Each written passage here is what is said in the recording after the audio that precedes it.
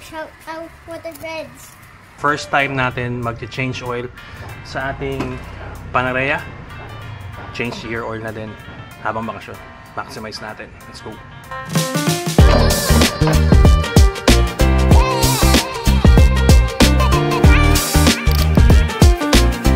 10mm socket yung gagamitin natin dito tsaka dito.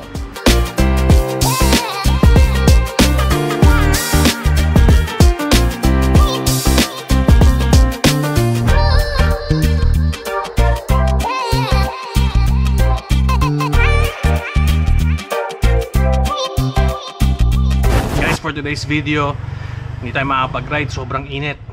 Halos 40 degrees Celsius yung panahon.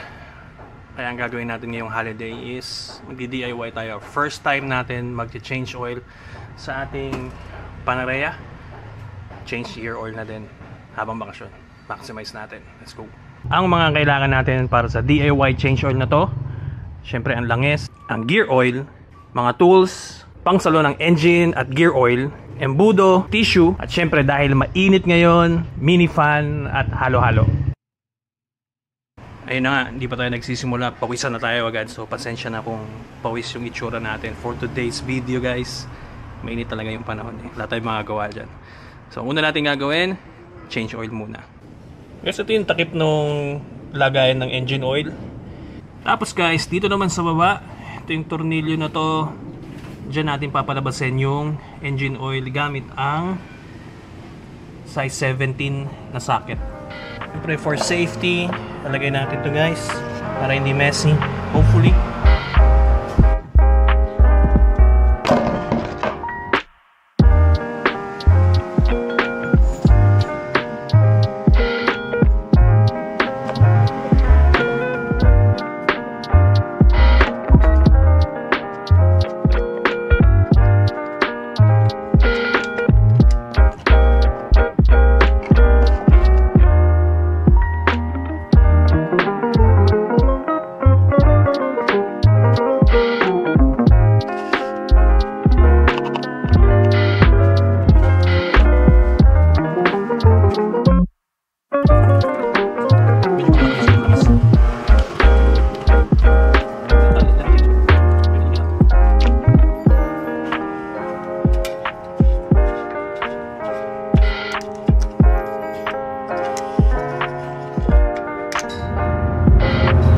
Guys are wondering bakit Gulf oil tsaka Gulf gear oil yung gagamitin natin. Hindi naman ako binigyan ni Gulf oil para gamitin to sa video na to. Binili ko to last Inside Racing event. Meron lang silang magandang deal kaya in-take advantage lang natin. Since ito ay 1 liter, kailangan natin siyang bawasan ng 200 ml kasi 800 ml lang yung pupwede sa ating Panarea. So meron tayong measuring cup here, bawasan natin siya ng 200 ml.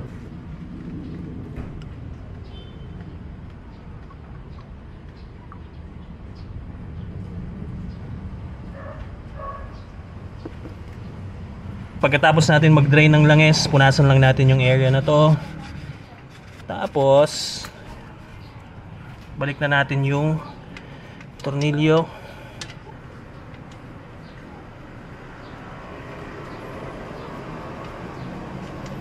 Set aside na natin yung langis.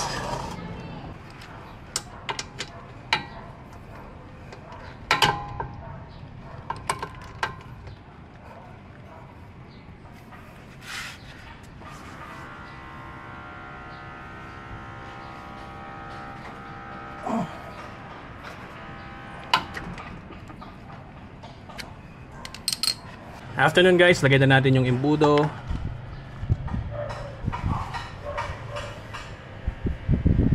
Then lagay na natin yung bagong langis.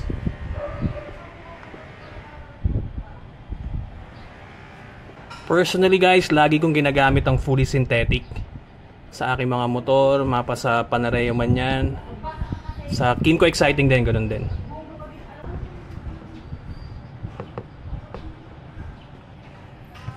And lastly, lagay na natin yung cover.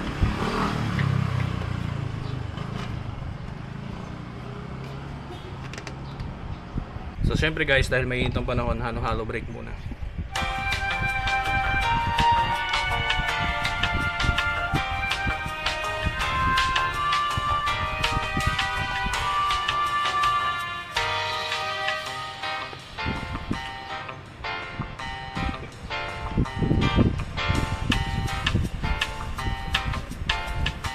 After ng halo-halo break guys, magpalit na tayo ng gear oil natin. Dito natin siya makikita. Dito natin ilalagay yung gear oil at dito naman natin i-drain ang gear oil. 10mm socket yung gagamitin natin dito tsaka dito. So drain muna natin.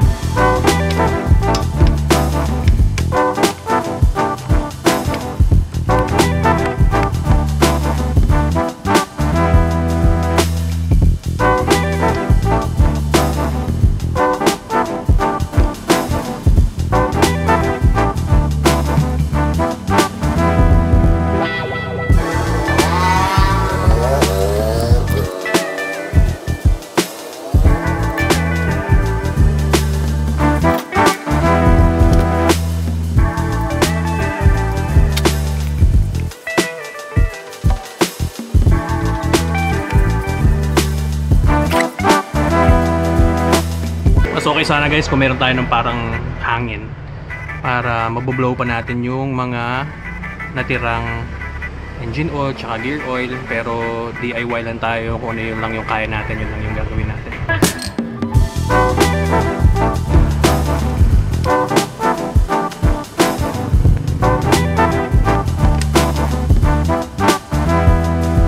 Next step natin, lagyan na natin yung gear oil dito.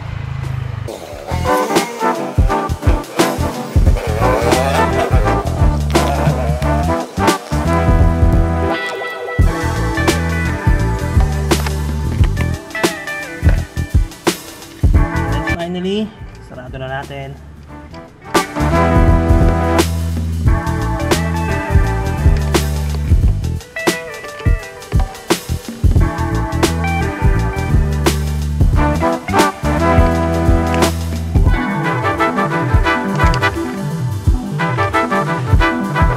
Moment of truth. Tapos na tayo mag DIY change oil and gear oil.